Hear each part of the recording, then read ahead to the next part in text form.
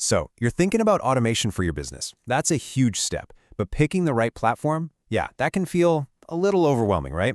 Don't worry. We're going to break it all down and build a super clear strategy so you can make the absolute best choice. Let me guess. Does your day sometimes feel like you're stuck on a hamster wheel? You know, just an endless cycle of manual data entry, chasing down follow-up emails, and handling all those little tasks that just pull you away from what you really need to be doing? If you're nodding along right now, you are definitely in the right place. And this, right here, is the core idea we're going to dig into. The whole point of this isn't just to put a Band-Aid on your problems. No way. It's to fundamentally transform those frustrating, recurring headaches into smooth, reliable, repeatable wins that actually push your business forward. Okay, so how do we actually make that leap? It sounds great, but what does this transformation from just dealing with pain to generating real profit actually look like when the rubber meets the road? Let's take a look. Here it is, the before and after in a nutshell. All that time your team wastes on manual data entry, well, that gets transformed into time they can spend on strategy and growth. Slow, clunky responses to customers, those become the kind of quick, consistent service that creates fans for life.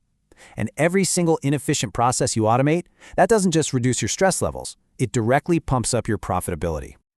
And listen, this isn't just some nice theory. Check out this number. Tech startups are using something called robotic process automation, or RPA, to slash their client onboarding times by a whopping 60%. Just think about that.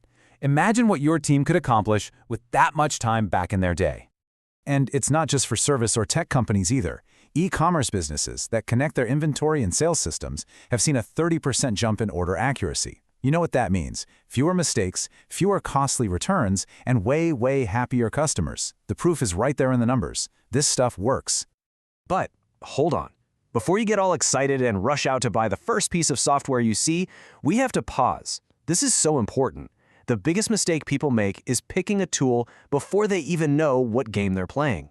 So, first things first, you have to get crystal clear on what you actually want to achieve. So, what is your goal? It probably boils down to one of these three things. Are you trying to boost efficiency so your team can focus on innovation instead of administration? Or maybe you're laser-focused on cost reduction, trying to fatten up those profit margins. Or is your number one priority to create an amazing customer experience? Seriously, knowing your why makes choosing the what 1,000 times easier. Okay, now that our goals are locked in, it's time for the fun part, finding the perfect tool for the job.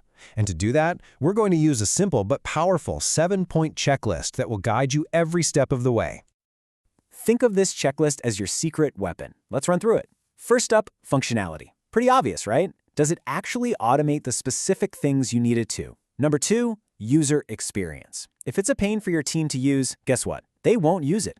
You should really look for easy-to-use, low-code or no-code options. Third, integration. This is a big one.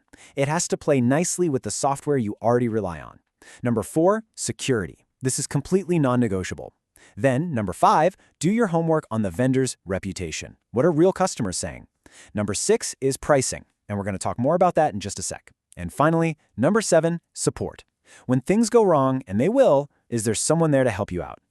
So I mentioned that pricing point. TCO, what is that? Well, the total cost of ownership is way more than just the monthly subscription fee. It's the whole shebang.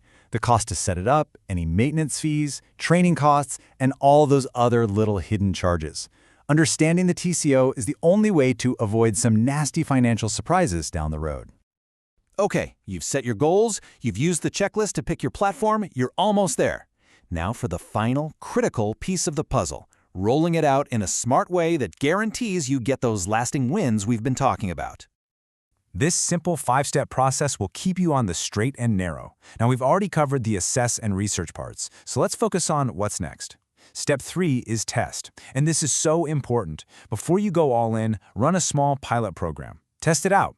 Once you know it works, you move to step 4, train your team. Make them feel empowered by this new tool, not threatened by it. And finally, step 5 is optimize. Automation is never set it and forget it. You've got to monitor the results and always be looking for ways to make it even better. And look, if you only take one single thing away from this section, please let it be this. Start small to win big. Seriously. By testing your automation on one single manageable task, you lower the risk, you prove the concept works, and you build the excitement and momentum you'll need to roll it out everywhere else. So that brings us right here to the final question, the one that turns all this information into your personal action plan. I want you to think about your own business, your own daily grind. What is that one recurring pain that if you could just make it disappear would unlock that very first amazing, repeatable win?